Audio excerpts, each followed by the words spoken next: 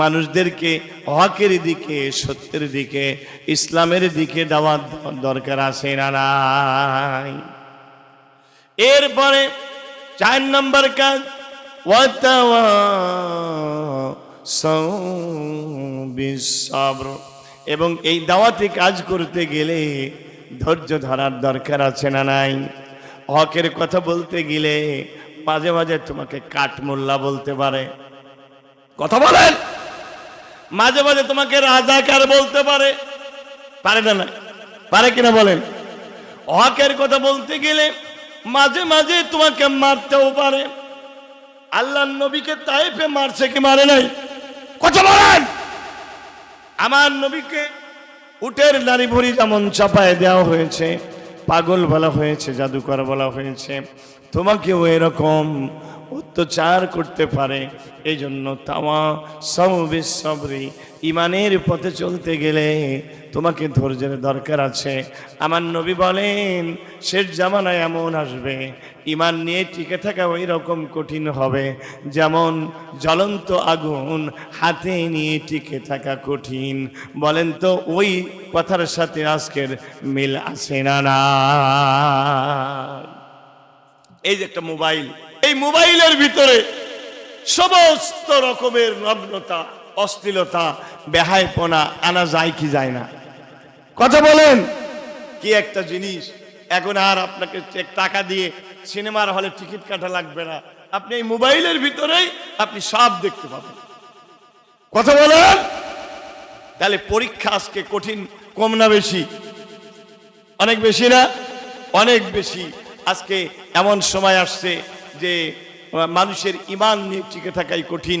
এই জন্য আল্লাহ বললেন তোমাদেরকে কাজ করতে হবে 4টা। জোরে বলেন কয়টা? তার ভিতরে একটা একটা করে 4টা পয়েন্ট কথা বলবো। 1 নম্বর হচ্ছে ঈমান। এই ঈমানটা আবার এমন দামি জিনিস, রাসূল বলেন মান কানা ফি কলবিহি মিসকালা হাববাতিন মিনাল ঈমান দাখালাল জান্নাহ। ঈমান এমন দামি জিনিস, কারো অন্তরের ভিতরে যদি 1 জাররা পরিমাণ ঈমান থাকে তাহলে সে ব্যক্তি আল্লাহর জান্নাতে একদিন না একদিন যাবে। সুবহানাল্লাহ বলেন। সবচেয়ে দামি জিনিস কি? আর একটু জোরে বলেন। ঈমান হচ্ছে 1। খেয়াল করেন, 1-এর ডানে যদি আপনি 1টা শূন্য দেন কত হয়? 10। 1-এর ডানে যদি 2টা শূন্য দেন কত হয়? 100। 3টা দিলে 1000, 4টা দিলে 10,000। কিন্তু 1কে যদি বাদ দেন তাহলে শূন্যের কোনো দাম নাই। তেমনি অনেক মানুষ আছে যারা নামাজ রোজা করে কিন্তু কোরআনের আইন মানতে চায় না। আছে না নাই? অনেক মানুষ আছে নামাজ রোজা করে, ইসলামের বিচার মানতে চায় না, ইসলামের রাষ্ট্র মানতে চায় না। এর ঈমান কিন্তু এখনো পাকা হয়। আমাদের সমাজে অনেকেই আছে যারা সুবহানাল্লাহর জিকির করে 300 বার, আলহামদুলিল্লাহ 400 বার, আবার সুদের টাকাও খাও 500। কথা বলে না কেন? আছে না নাই? হ্যাঁ, অনেকে আবার এটা নাই, তবে জমি জমা যা ছিল হজে যাওয়ার আগে সবগুলো বেটার নামে লিখে দেয়। এদিকে নাই? তাহলে লিজ জাকারি মিসলু হাজ্জিল উনসাইন, ছেলে যতটুকু পাবে মেয়ে পাবে তার ডবল। এই আইনটা কার? কথা বলেন। এটা ফরজ না নফল? আরো জোরে বলেন। অনেকে আছে আমাদের সমাজে নামাজ পড়ে যাকাত দেয় না। আছে না নাই? এদের কি ঈমান ঠিক হয়েছে? আল্লাহ রাব্বুল আলামিন বলেন আফাতুমিনুনা বিবাদিল কিতাবি ওয়া তাকফুরুনা বিবাদ فما جزاء من يفعل ذلك منكم إلا خزي في الحياة الدنيا ويوم القيامة يردون إلى أشد العذاب وما الله بغافل عما تعملون. 2 হাত তুলে বলেন লিল্লাহি তাকবীর। এই কথা কার? আল্লাহ তাআলা বলেন তোমাদের কি হলো, তোমরা কি ইসলামের কিছু মানবে আর কিছু মানবে না? ফামা জাযাউ মান ইয়াফআলু যালিকা মিনকুম ইল্লা খিজুন ফিল হায়াতিদ দুনিয়া। এমন যারা করবে তাদের জন্য দুনিয়ার জীবনে লাঞ্ছনা রয়েছে, আর পরকালের জীবনে তাদের জন্য রয়েছে মহাশাস্তি। তাহলে বলেন তো, আমাদের দেশে ইসলামের কিছু মানে আর কিছু মানে না, এমন লোক আছে না? না, ইসলামের কিছু মানবো আর কিছু মানবো না, একথা বলার সুযোগ আছে? আছে? দো দিল বান্দা কালমা চোর, না পায় শ্মশান না পায় গোর, দিন থাকিতে আইরে ছুটে ছাইরা দে সব ভণ্ডামি, ভণ্ডামি ভণ্ডামি ভণ্ডামি, ছাইরা দে ভণ্ডামি। ঠিক না? ও নামাজ কালাম পড়ে না, আছে না নাই? ইবলিস শয়তানের নানা, সোজাঙ্গুলে ঘি উঠবে না, লাগবে তোরে ঠ্যাঙ্গানি ঠ্যাঙ্গানি ঠ্যাঙ্গানি ঠ্যাঙ্গানি, ছাইরা দে ভণ্ডামি। ঠিক না? ইসলামের কিছু মানে আর কিছু যারা মানে না তাদেরকে বলে মুনাফিক। কি বলে? মুনাফিক আমাদের সমাজে আছে না নাই? আছে, মানে আমরাই। ঠিক কিনা? আপনারা কারা কারা কাদের ভিতরে মুনাফিক আছে হাত তোলেন তো। হ্যাঁ, এখন একটাও নাই, কিন্তু তলে তলে সুদ খাওয়ার লোক আছে না নাই? সুদ দেওয়ার লোক আছে না নাই? ছেলেকে জমি জমা লিখে দেওয়ার লোক আছে না নাই? তলে তলে রামপন্থী বামপন্থীদের সাথে থাকে। কুরআনের আইন ইসলামের শাসন ভালো লাগে না, জাহিলি শাসন ভালো লাগে, এরকম লোক আছে না নাই? আছে, কিন্তু তাদেরকে চেনা যাচ্ছে না, এরা মুনাফিক। আমাদের এলাকায় একটা ঘাস আছে, যেই ঘাসকে আমরা বলি শামা ঘাস। কি বলি? আমি সিরাজগঞ্জের কোন কোন এলাকায় জিজ্ঞেস করলাম আপনারা কি বলেন, ওরা বলে গোসই ঘাস। আপনারা কি বলেন? ওই ধানের সাথে যে ঘাস হয় একটা, কি ঘাস? আমি বগুড়া এলাকায় জিজ্ঞেস করলাম আপনারা এই ঘাসকে কি বলেন, ওরা বলে আমরা বলি জোয়ান কানা। কি? জোয়ান কানা। আমি শুনলাম রংপুর এলাকায় এই ঘাসটাকে বলে মুনাফিক ঘাস। কি ঘাস? তা আমার মনে হলো যত নামই বলো রংপুরই সেরা। ঠিক কিনা? দেখতে ধানের মতো, আসলে ধান নয়, আসলে ঘাস। তেমনি আমাদের সমাজে কিছু লোক আছে নামাজ পড়ে, রোজা করে, হজ করে, যাকাত দেয়, তবে ঈমানটাই হয় না। ওরা কোরআনের নামাজ ভালো লাগে, কিন্তু কোরআনের চুরি করলে চোরের হাত কাটার আইন ভালো লাগে না। কথা বলেন? মদ খাইলে মদের শাস্তি 100টা বেত্রাঘাত করতে হবে, কোরআনের এই শাসন ভাল লাগে না। নামাজ পড়ে, যাকাত দেয় না, এরকম মুসলমান আছে না নাই? এদের ঈমান পূর্ণ। আমার ভাইরা, তাহলে ঈমানদার কারা? এই কথা যদি আপনাদেরকে একটু বুঝাই দেই তাহলে আপনারা বুঝতে পারবেন। আল্লাহ তাআলা ঈমানদারের পরিচয় দিচ্ছেন, ইন্নামাল মুমিনুনা আল্লাযীনা আমানু বিল্লাহি ওয়া রাসূলিহি সুম্মা লাম ইয়ারতাবু ওয়া জাহাদু বিআমওয়ালিহিম ওয়া আনফুসিহিম ফি সাবিলিল্লাহি উলাইকা হুমুস সাদিকুন। আল্লাহু আকবার বলেন, জোরে বলেন আল্লাহু আকবার। আল্লাহ তাআলা বলেন ঈমানদার তারাই যারা ঈমান আনার পরে তাদের মনের ভিতরে কোনো সন্দেহ থাকে কবরের আযাব সত্য, এ ব্যাপারে কোনো সন্দেহ আছে? আল্লাহ বলেন মুমিন তারাই ঈমান আনার পরে তাদের অন্তরের ভিতরে কোনো সন্দেহ থাকে না। কবরের আযাব সত্য না মিথ্যা? জোরে বলেন। জাহান্নাম সত্য না মিথ্যা? কিন্তু অনেকেই আছে বলে হুজুর আপনারা নামাজ পড়ে পাইলেনটা কি? কবরের আযাব হবে দেখলো কি?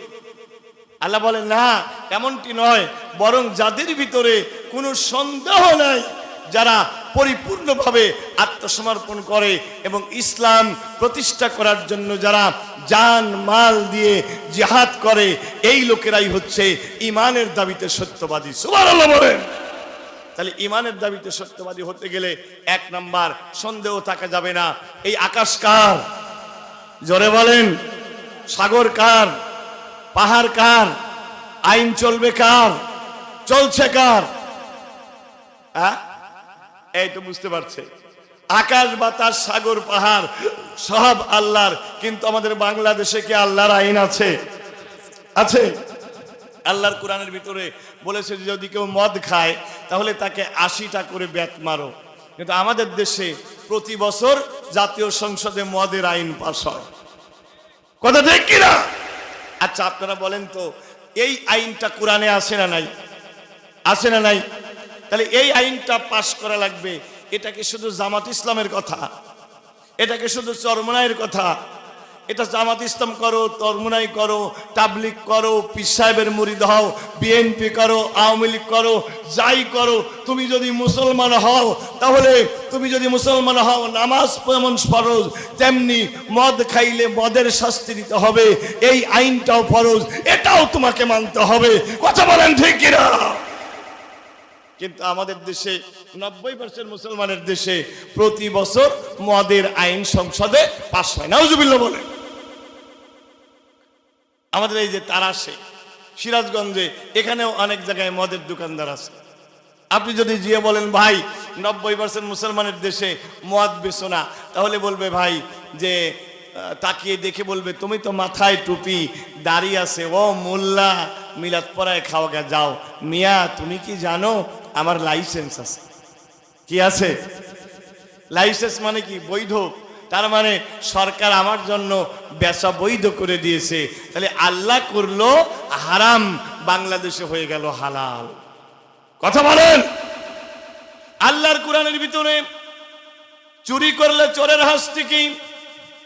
আল্লাহ তাআলা বললেন আস-সারিকু ওয়াস-সারিকাতু ফাকতাউ আইদিয়াহুমা জাযাআন বিমা কাসাবা নাকালাম মিনাল্লাহ।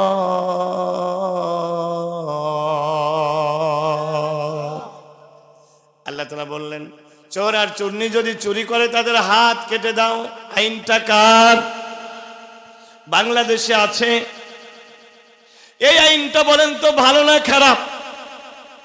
ভালো। মানে এই আইনটা যদি থাকতো তাহলে আর কেউ বলতে পারতো না আমার পিয়নও 400 কোটি টাকার মালিক। বলতে পারতো? পিয়নই যদি 400 কোটির মালিক হয় তাহলে এমপিরা কত টাকার মালিক আর মন্ত্রীরা কত টাকার মালিক? কথা বলেন। কোরআনের আইন থাকলে এই চোরগুলোর হাত কেটে দেওয়া হতো। কথা বলেন। আর একবার যদি হাত কেটে দেওয়া হতো, পরের বার যদি আবার ভোট চাইতে আসতো আপনারা দিতেন?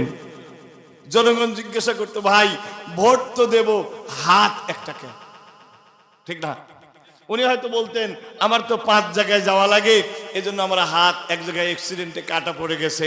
লোকেরা বলতো ও বুঝেছি, আগের বার তো মেম্বার ছিলা, চেয়ারম্যান ছিলা, কতবার রিলিফের গম চুরি করছো, পাকা চোর, এবার আর তোমাকে ভোট দেব না। জোরে বলেন না সুবহানাল্লাহ। তাহলে এই আইনটা কার্যকর করতে হবে। এটা নফল না সুন্নাত? আর একটু জোরে আসতে বলেন। কেউ আইন করবে, জোরে বলেন আইনটা ফরজ না সুন্নাত? চিৎকার দিয়ে বলেন ফরজ না সুন্নাত? কিন্তু 90% মুসলমানের দেশে নামাজ রোজা যাও বা একটু আছে, এখন পর্যন্ত কোরআনের আইন নাই। কিছু মানুষ আছে এরা নামাজ পড়ে, রোজা করে, কিন্তু কোরআনের আইন চালু করতে হবে এটা দরকারি মনে করে না। ওরাই কিন্তু তলে তলে মুনাফিক। কথা বলেন ঠিক কিনা? কারণ ইসলাম ঈমান এটা কোনোদিন 50% হয় না, এটা কোনোদিন 80% হয় না, 99% হয় না। ঈমান আনতে হয় 100-এ। কথা বলেন। হয় তোমার ঈমান আছে, নাই নাই। কেমন মুসলমান তুমি, কেমন মুসলমান? নামাজের সাথে নাই পরিচয়, মানো না কোরআন, তুমি কেমন মুসলমান? তুমি রমজান এলে রাখো না রোজা, দিনকে করো আঘাত, পয়সা করির নাই তো অভাব, দাও না তো যাকাত। তুমি ইমানদারির বড়াই করো, নাই তোমার ইমান, তুমি কেমন মুসলমান? নামাজের সাথে নাই পরিচয়, মানো না কোরআন, তুমি কেমন মুসলমান? তাহলে বলেন তো, ইমানের দাবি করলে কি ইমানদার হওয়া যায়? ইমানের দাবি করে যারা ইসলামকে পুরা মানে না, তাদেরকে বলা হয় মুনাফিক। আমাদের সমাজে মুনাফিকি আছে না নাই? আজকের এই মাহফিল থেকে সিদ্ধান্ত নেব, আগামী দিনের বাংলাদেশ হবে কোরআনের বাংলাদেশ। আমরা স্বাধীনতার 53 বছর চলে গেছে, অনেক দল দেখেছি, অনেক পার্টি দেখেছি, বাবার আইন দেখেছি, ভাবির আইন দেখেছি, বুবুর আইন দেখেছি। এবার আল্লাহর কোরআনের আইন দিয়ে রাষ্ট্র চালাতে চাই। কারা কারা রাজি আছেন আল্লাহকে হাত তুলে দেখা। এটা যদি আপনার কাছে দলীয় বা রাজনৈতিক বয়ান মনে হয়, তাহলে বুঝতে হবে আপনি তলে তলে আবু জেহেলের লোক। কথা বলেন, এই জমিন কার? আইন চলবে কার? চলছে কার? আরো জোরে বলেন। আল্লাহর আইন তৈরি করা ফরজ না সুন্নাত? ফরজ মানে আল্লাহ কোরআনে বলেন, ওমাল্লাম ইয়াহকুম বিমা আনজালাল্লাহু ফাউলাইকা হুমুল কাফিরুন। আল্লাহর কোরআন দ্বারা যারা রাষ্ট্র চালায় না, তারা কাফের। কথা কার? আল্লাহ বলে, ওমাল্লাম ইয়াহকুম বিমা আনজালাল্লাহু ফাউলাইকা হুমুজ জালিমুন, ওরা জালিম। ফাউলাইকা হুমুল ফাসিকুন, ওরা ফাসিক। আল্লাহ তাআলা বলছেন, এই জমিন যার, আইন চলবে তার। আলা লাহুল খালকু আল আমর, সৃষ্টি যার, আইন চলবে আর। আল্লাহর আইন দ্বারা রাষ্ট্র চললে লাভটা কি ভাইরা? এটা একটু বুঝায় দেই। হযরতে আবু হুরায়রা বলেন, ইকামাতু হাদ্দিম মিন হুদুদিল্লাহি খায়রুম মিন মাতারি 40 লাইলাতাও ওয়া নাহারা। আল্লাহর জমিনে যদি কোরআনের একটা আইন কার্যকর করা হয়, তাহলে এই জমিনে একটানা 40 দিন বৃষ্টি হলে মানুষের যত উপকার হয়, তার চাইতে কোরআনের একটা আইন কার্যকর করলে মানুষের বেশি উপকার হয়। জোরে বলেন আল্লাহু আকবার। কিভাবে? কারণ হচ্ছে কোরআনের আইন কার্যকর করলে সমাজে আর কোনো চুরি থাকে, ডাকাতি থাকে, জেনা থাকে। আল্লাহ রাসূলের ইন্তেকালের পরে খলিফা হলেন হযরতে আবু বকর। কে বলেন? কে? তার মন্ত্রী হলেন হযরতে ওমর। 2টা বছর চলে গেল। কয় বছর? 2 বছরের ভিতরে একটা চুরির মামলা হলো না, একটা ডাকাতির মামলা হলো না, একটা ধর্ষণের মামলা হলো না। আল্লাহু আকবার বলেন। এবার হযরতে ওমর আবু বকরকে ডেকে বলে, ও ভাই আবু বকর, মা হাজাতুল হাকিমিন লিহাযিহিল উম্মাহ, এই জাতির জন্য বিচারকের কি প্রয়োজন? এই জাতির লোকেরা তো কোনো অন্যায় করে না। হযরত আবু বকর বললেন, দীনুহুমুন নাসিহা, এই জাতির লোকদের দিন হচ্ছে একজন আরেকজনের কল্যাণ কামনা করা। এখানে রাষ্ট্র চলে কোরআন দ্বারা। সুবহানাল্লাহ বলবেন না? এখানে রাষ্ট্র চলে কোরআন দ্বারা। এই জায়গায় চুরি ডাকাতি নাই। যেখানে কোরআন দ্বারা রাষ্ট্র চলে, সেটা জান্নাতের টুকরা হয়ে যায়। আমার ভাইয়েরা, আমাদের দেশে যারা ক্ষমতায় ছিল ইতোপূর্বে, ওরা কি কাফের না মুসলমান? আরেকটু জোরে বলেন। কিন্তু কোরআন দিয়ে রাষ্ট্র চালাইছে। আরেকটু জোরে বলেন। কিন্তু আল্লাহর কোরআনের ভিতরে সূরাতুল হজের ভিতরে আল্লাহ রাব্বুল আলামিন বলেন, আল্লাযীনা ইম্মাক্কান্নাহুম ফিল আরদি আকামুস সালাতা ওয়া আতাউয যাকাতা ওয়া আমারু বিল মা'রুফি ওয়া নাহাউ আনিল মুনকার ওয়া লিল্লাহি আকিবাতুল উমুর।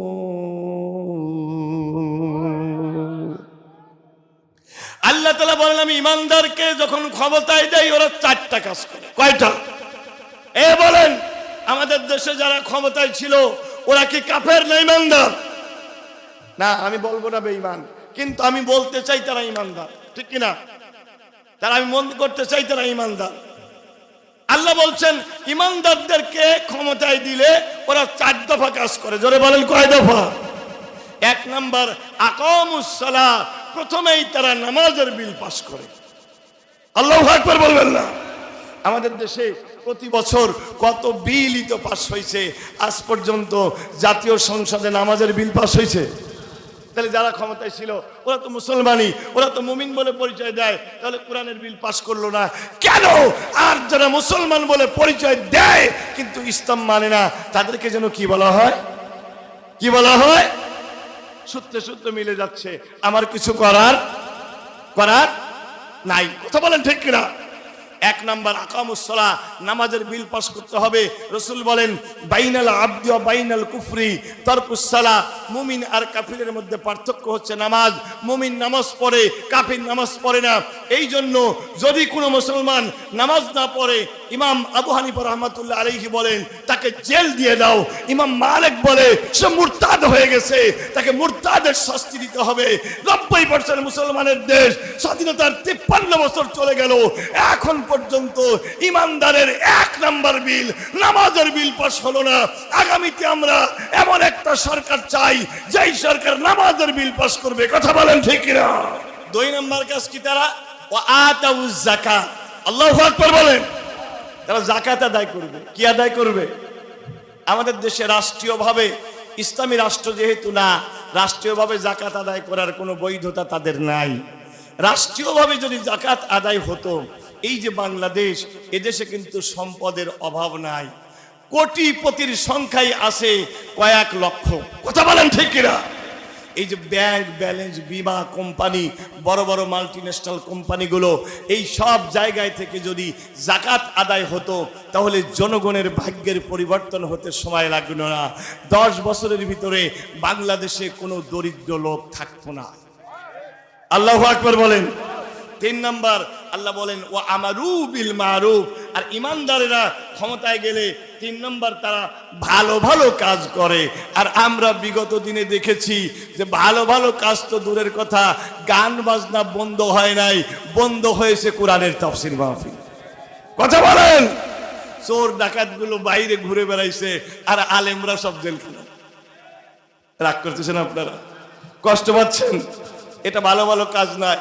স্কুল কলেজে লেখাপড়া তো নাই, লেখাপড়া বাদ দিয়ে টিরিং টিরিং সাইকেল চালায়, ফেরিয়ালা যায়। আর কি ওই যে গানের শিক্ষক, নাচের শিক্ষক, এইগুলো দেওয়ার জন্য পাইতারা হয়েছিল। আলহামদুলিল্লাহ, বর্তমানে চিন্তা ভাবনা করা হচ্ছে প্রতিটা প্রাইমারি স্কুলে একজন করে হাফেজ এবং আলেম দেওয়া হবে। আল্লাহু আকবার বলেন। এরপরেও কিছু লোক কয় আগেই ভালো ছিল। কথা বলেন। আগে যে কেমনে ভালো ছিল আমার আর আমার বুঝে আসে না। ওদের দিলের ভিতরে মনে হয় বিবেক নাই, বিবেক মরে গেছে। বিবেক যদি তোমার মরে যায়, কিচ্ছু করার নাই। আলেমদের যারা শত্রু, তাফসীর মাহফিলের যারা শত্রু, যারা মানুষের ভোটাধিকার গুলো কেড়ে নেয়, যারা মানুষকে জুলুম নির্যাতন, গুম খুন, আয়না ঘরের দেশ বানিয়ে মানুষকে বন্দি করে দেশের টাকা বিদেশে পাচার করে যে পিয়নও 400 কোটি টাকার মালিক হয়, 29.5 লক্ষ কোটি টাকা শুধু পাচারই হয়েছে। একজন মন্ত্রীর বেগমপাড়ায় বাড়ি পাওয়া যায়, দুবাইতে 360টা বাড়ি পাওয়া যায়, পরে নাকি আরো 200 পাওয়া গেছে। এরপরেও যদি কেউ কয় আগেই ভালো ছিল, তাহলে বুঝতে হবে ও তলে তলে আবু জেহেল। কথা বলেন ঠিক কিনা? কথা বলেন। আমার ভাইরা, ইমানদারের কাজ, ইমানদারকে ক্ষমতায় গেলে 3 নম্বর সমাজে ভালো ভালো কাজ চালু করে। ইসলামী রাষ্ট্র হলে পারে এই তাফসীর মাহফিলগুলো আর আপনাদের কষ্ট করে করা লাগবে না, রাষ্ট্রই এগুলোর ব্যবস্থা করবে। সুবহানাল্লাহ বলেন। আপনি সেখানে টিভি খুলবেন, দেখবেন টিভিতে দারসুল কোরআন শুরু হয়ে গেছে। আল্লাহু আকবার বলবেন না? 4 নম্বর নাহাওয়ানিল মুনকার, এবং মন্দ কাজগুলো সব বাধা দেবে। এটা ইসলামী রাষ্ট্রের কাজ। এবার আপনি বলেন হুজুর, না ইসলামী রাষ্ট্র হোক বা না হোক, আমি নিজে নামাজ পড়েই জান্নাতে যাব। অনেকে মনে করে, আপনাদেরকে বলি জান্নাতে তো যাবেন, কিন্তু ইসলামী রাষ্ট্রের তামান্না যদি আপনার ভিতরে না থাকে, আপনার মধ্যে তো এখনো ঈমানই ঠিক হয় না। এই কথা বলে কষ্ট হচ্ছে আপনার, জ্বালা লাগতেছে। কথা বলেন ঠিক কিনা? এই যে আমি বলেছি, একের ডানে যদি একটা সৈন্য দেন কত হয়? 2টা শূন্য দিলে 100, 3টা দিলে 1000, কিন্তু এক যদি বাদ দেন, শূন্য যতই দেন শূন্যের কোনো দাম আছে? তেমনি ঈমান যদি পাকা না হয়, ঈমান যদি ঠিক নয়, আমল তো গ্রহণই করা হবে না। এখন বলবেন হুজুর ঈমানটা কি? আল্লাহ ঈমানের কথা বলছেন, ওমাই ফামাইয়াকফুর বিল তাগুতি ওয়া ইউমিন বিল্লাহি ফাকাদ ইসতামসাকা বিল উরওয়াতিল উসকা লা ইনফিসাম লাহা। ঈমানের জন্য শর্ত হচ্ছে 2টা। ভালো করে শোনেন, ঈমানের জন্য শর্ত কয়টা? কথা বলেন। 1 নাম্বার, তাগুতকে অস্বীকার করতে হবে। তাগুত কাকে বলে? তাগুত হচ্ছে ওই শক্তি, যে শক্তি আল্লাহর আইন মানে না, আল্লাহর আইনের বিপরীত আইন তৈরি করে। আমাদের দেশে এখন, আগে, এই 53 বছরে যারা ছিল এরা সবাই তাগুতি শক্তি। কথা বলেন ঠিক কিনা? ঈমান আনতে গেলে তোমাকে আগে এই তাগুতকে অস্বীকার করতে হবে, তারপরে ঈমান আনতে হবে। কথা বলেন। এই যে আপনারা দেখেন, ঈমানের কালেমা কোনটা? লা ইলাহা। এই ঈমানের কালেমার ভিতরে আগে আসে কিন্তু না। আগে কি আছে? না। লা মানি না। সুবহানাল্লাহ বলবেন না? মানি না, আগে অস্বীকার। আল্লাহ ছাড়া কাউকে আইনদাতা মানি, আল্লাহ ছাড়া কাউকে বিধানদাতা মানি, আল্লাহ ছাড়া কাউকে ছেলে দেওয়ার মালিক মানি। কিন্তু আমাদের দেশে লা ইলাহা ইল্লাল্লাহ কালেমা বলেই অনেকে মাজারে যায় সেজদা করে। আছে না নাই? অনেকে খাজা বাবার দরবারে, দয়াল বাবার দরবারে গিয়ে বলে, ইয়া খাজা মেরা মতলব পুরা কর দিয়া। খাজা বাবা, দয়াল বাবা, আমার মনের আশা পূরণ করে দাও, আমাকে একটা ছেলে দাও, আমাকে একটা মেয়ে দাও। তোমার তো ঈমানই ঠিক হয় নাই, কারণ তুমি বলছো লা ইলাহা ইল্লাল্লাহ, আল্লাহ ছাড়া কোনো ইলাহ নাই, দেওয়ার মালিক কেউ নাই, নেওয়ার মালিক কেউ নাই, রিজিক দাতা কেউ নাই, আইন দাতা কেউ নাই, বিধান দাতা কেউ নাই। তাহলে এই কথা বলার পরে তুমি কি করে খাজা বাবার দরবারে গিয়ে ছেলে চাও? কি করে তুমি ব্রিটিশের আইন দ্বারা রাষ্ট্র চালাও? লা ইলাহা ইল্লাল্লাহ বলার পরে একজন মানুষ আল্লাহর আইন ছাড়া কারো আইন মানতে পারে না। কথা বলেন ঠিক কিনা? আল কোরআনের আলো, আল হাদিসের আলো, দিন ইসলাম, দিন ইসলাম।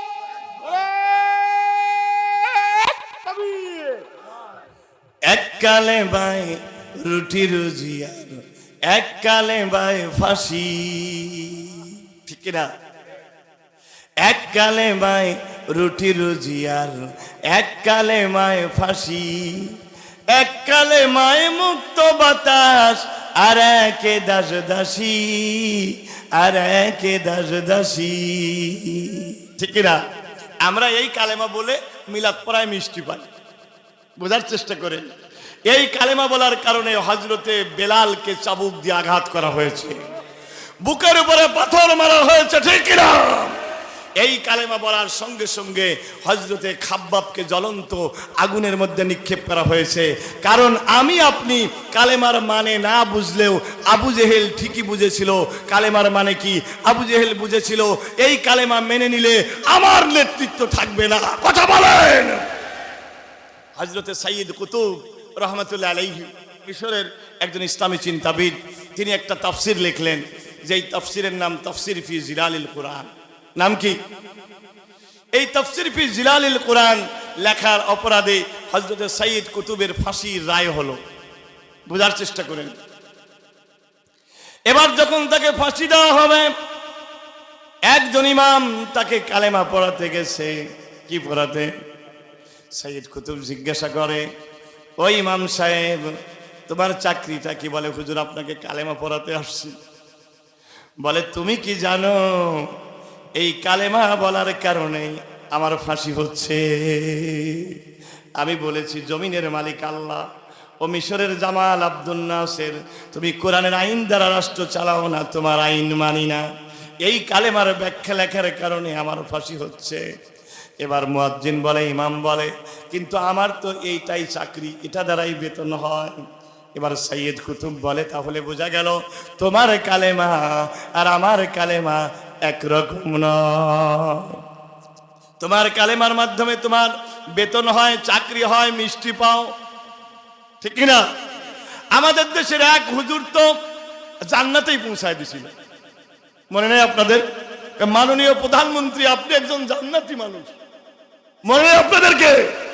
তোমার কালেমা একজন ফাসিককে জান্নাতে পাঠিয়ে দেয়, ঠিক কিনা? আর আমার কালেমা বলার কারণে আমার ফাঁসি হয়।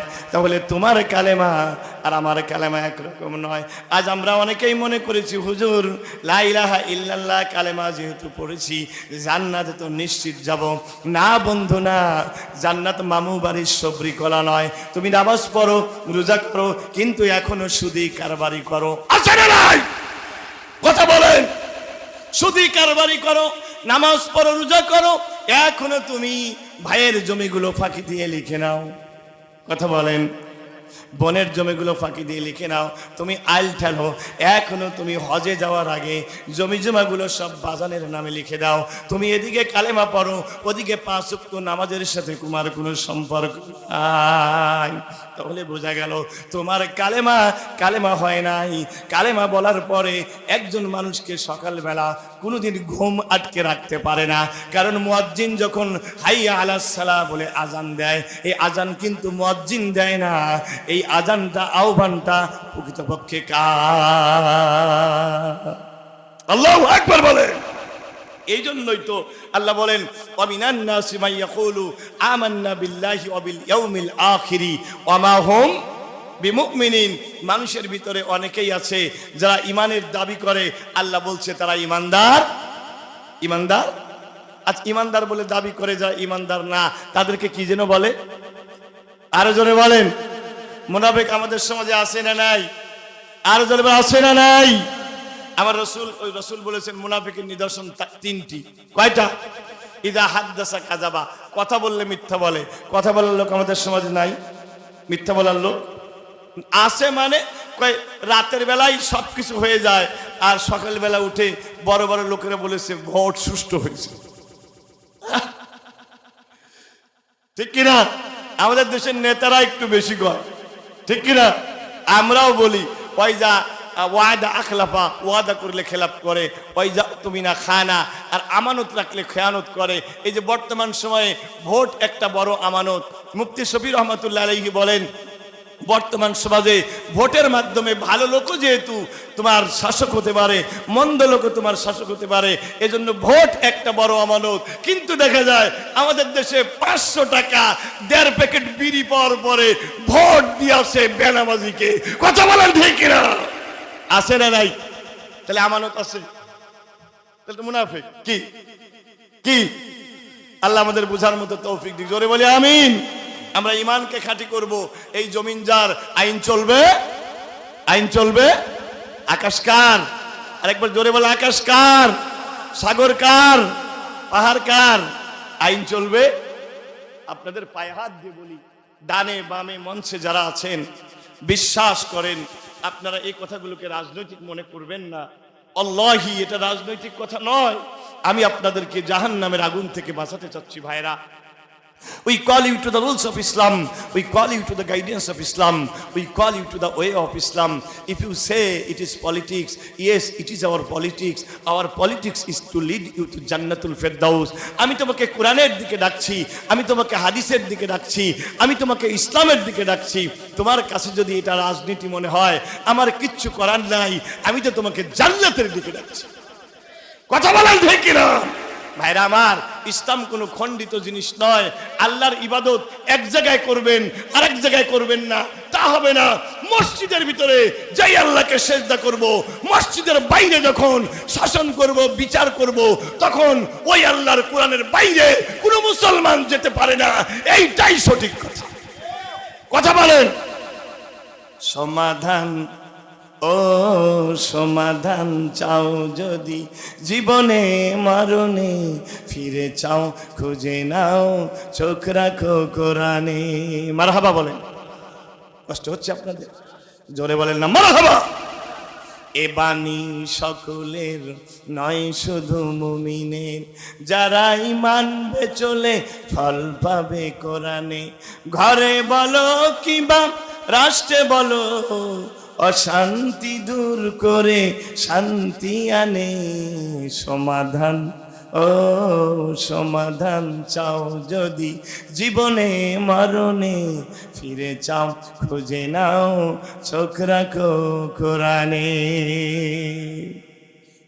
এ তো চির অম্লান চির মুক্তির ডাক, এ যে মহাবাণী খোদারি কালামে পাক। আচ্ছা বলেন তো, এই কোরআন দিয়ে ঝাড়া দিলে জ্বর ভালো হয় না? এই কোরআন দিয়ে ঝাড়া দিলে হাদিসে এসেছে সাপে কাটা রোগীর বিষ পানি হয়ে গেছে। তাহলে যে কোরআন দিয়ে ঝাড়া দিলে মানুষের দেহের রোগ ভালো হয়, আমাদের দেশের সমাজটা রাষ্ট্রটা পচে গেছে, ওই জায়গায় কোরআন দিলে রাষ্ট্রের অসুখ ভালো হয়ে যাবে। কথা বলেন। এ তো চির অম্লান চির মুক্তির ডাক, এ যে মহাবাণী খোদারি কালামে পাক।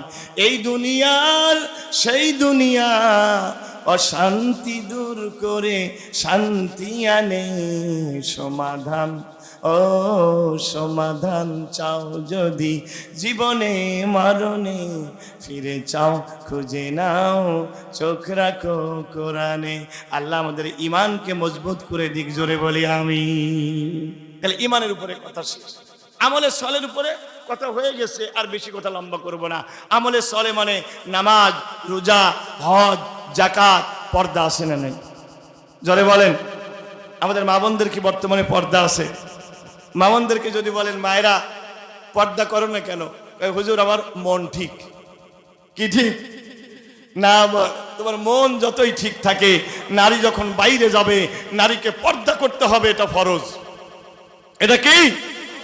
আল্লাহ রাসূল বলেন আল মারআতু ইজা সাল্লাত খামসাহা ওয়া সামাত শাহরাহা ওয়া আতাআত বালাহা ওয়া হাফিজাত ফারজাহা কিলা লাহা ফালতাদখুল বিআইয়ি আবওয়াবিল জান্নাতি শাআত। নারী যদি 4টা কাজ করে, 5 ওয়াক্ত নামাজ পড়ে, রমজানের রোজা করে, স্বামীর আনুগত্য করে, পর্দায় থাকে, ওই নারীর জন্য 8টা জান্নাতের দরজা খোলা হয়ে যায়। আল্লাহু আকবার, জোরে বলেন। ও মায়েরা, আপনাদের জন্য আমল হচ্ছে 4টা: 5 ওয়াক্ত নামাজ, রমজানের রোজা, স্বামীর আনুগত্য আর পর্দা। ও আমার মায়েরা, আজকে তোমরা কটকটিকে আদর্শ মেনেছ, ঐশ্বরিয়াকে তোমরা আদর্শ মেনেছ গোমা, কিন্তু আমার নবীজি বলেন মেয়েদের জন্য 6 জন নারী আদর্শ। কয়জন বলেন? 1 নম্বর হযরতে খাদিজাতুল কুবরা, 2 নম্বরে ফাতিমাতুজ জোহরা, 3 নম্বর মারিয়াম বিনতে ইমরান, 4 নম্বর আয়েশা সিদ্দিকা, 5 নম্বর আসিয়া, আর 6 নম্বর হযরতে হাজেরা। আল্লাহর নবী বলেন এই 6 জন নারী নারীদের জন্য আদর্শ। খাদিজার কথা যদি বলি, হযরতে খাদিজা যখন ইন্তেকাল করলেন, আমার নবীজি খাদিজাকে কবরের মধ্যে রাখলেন। রাখার পরে নবীজি 2 চোখের পানি ছেড়ে দিচ্ছেন। আবু বকর ডেকে বলে, ইয়া রাসূলুল্লাহ, ইয়া হাবিবাল্লাহ, সবাই চলে গেল গো নবী, আপনি কি যাবেন না? আল্লাহর নবী বলেন, ও আবু বকর তোমরা যাও, আমার খাদিজাকে কবরের মধ্যে একা রেখে আমি যাব না।